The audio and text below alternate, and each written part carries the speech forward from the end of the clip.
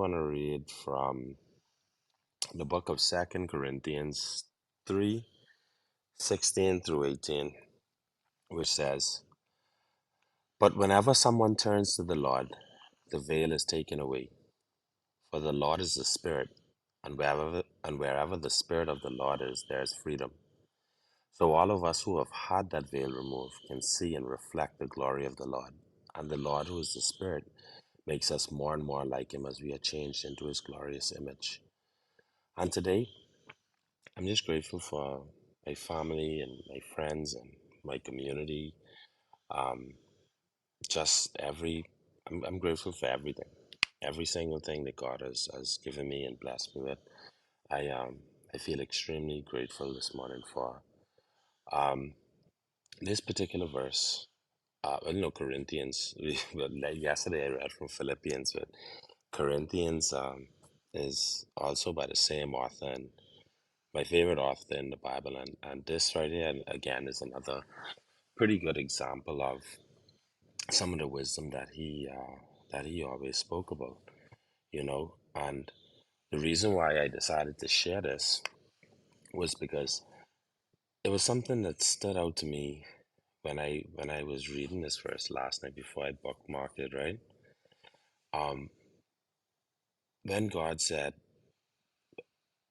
"But whenever someone turns to the Lord and the veil is taken away, for the Lord is the Spirit, and wherever the Spirit of the Lord is, there is freedom."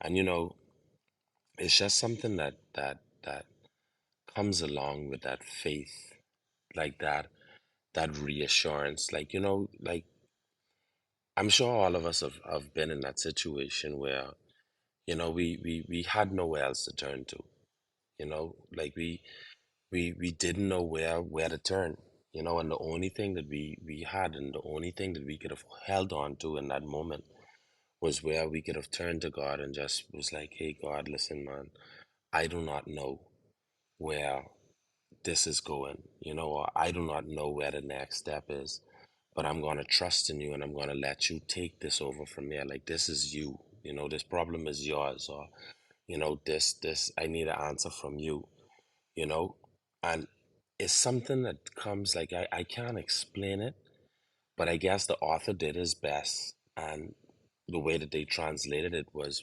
into the word freedom. And that's I mean, I can't speak for everyone, but for me that is so true.